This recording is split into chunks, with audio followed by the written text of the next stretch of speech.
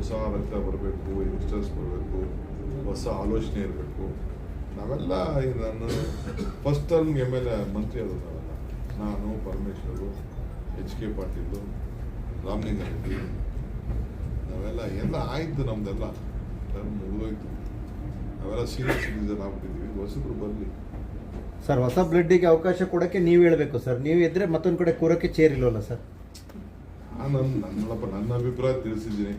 ಪಾಪ ಹೊಸಬ್ರು ಕೇಳೋರು, ಈಗ ಫಸ್ಟ್ ಟೈಮ್ ಎಷ್ಟೋ ಜನ ನಾವೆಲ್ಲ ಆಗಿಲ್ವೇ, ಹಂಗೆ ಆಸೆ ಇರ್ತದೆ. ಅವ್ರ ಆಸೆನೂ ತಪ್ಪು ಅಂತ ಹೇಳಕ್ಕಾಗ್ತದ? ಪಕ್ಷ ಮತ್ತೆ ಸರ್ಕಾರದಲ್ಲಿ ಹೊಸ ಬ್ಲಡ್ ಬರಬೇಕು ಅಂತ ಪಕ್ಷ ಮತ್ತೆ ಸರ್ಕಾರ ಎರಡರಲ್ಲೂ ಖಂಡಿತ. ನಾನು ಅಷ್ಟೇ, ಸಾಕು ನನಗೆ 6 ವರ್ಷ. ಬೇರೆಯವ್ರು ಮಾಡ್ಬೇಕಲ್ಲ. ಯಾಕೋ DK ಶಿವಕುಮಾರ್ ಅವರು ಯೋಗಿ ತರ ಮಾತಾಡ್ತಾರೆ. ನಾನು ಸ್ಟ್ರೀಟ್ ಫೈಟರ್. ನಾನು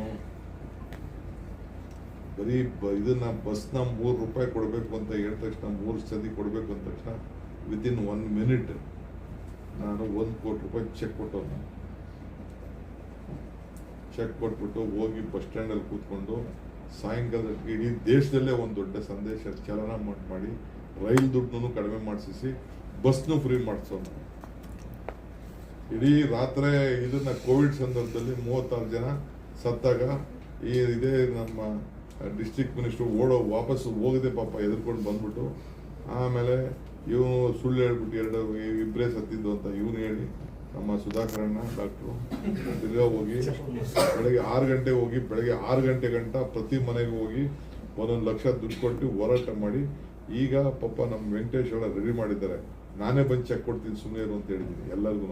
ಅವ್ರಿಗೆಲ್ಲ ಕೆಲಸ ಕೊಡ್ತಾ ಇದ್ದೀನಿ. ಸೊ ಹಂಗೆ ಅಸೆಂಬ್ಲಿಲಿ ಏನು ಮಾತಾಡಿದ್ದೀನಿ ಆ ವಿಚಾರದಲ್ಲಿ ನನಗೆ ಗೊತ್ತಿದೆ. ಹಂಗೆ ನಾವೆಲ್ಲ ಹೋರಾಟ ಮಾಡ್ಕೊಂಡು ಬಂದಿರೋರು. I know how to fight, not for power.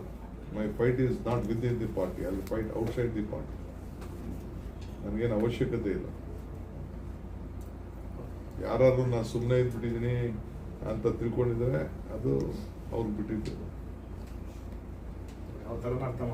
ಕ್ರಾಂತಿ ಮಾಡ್ತೀರಾ ಬಜೆಟ್ ನಂತರ? ಕ್ರಾಂತಿ ನಾನೇನು ಮಾಡ್ಬೇಕಾಗಿಲ್ಲ. ನನಗೆ I believe in myself. ನನಗೆ self confidence. I live on hope always. ಪ್ರಯತ್ನ ಪ್ರಾರ್ಥನೆ ಎರಡೂ ಫಲ ಕೊಡುತ್ತೆ ಸರ್ ನಿಮ್ಗೆ ಈ ಸಲ?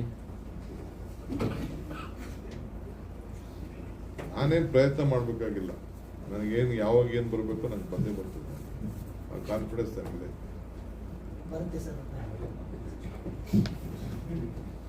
ಸದ್ಯದಲ್ಲೇ ನಿಮ್ಗೆ ಭೇಟಿ ಮಾಡ್ತೀನಿ ಅಲ್ಲ.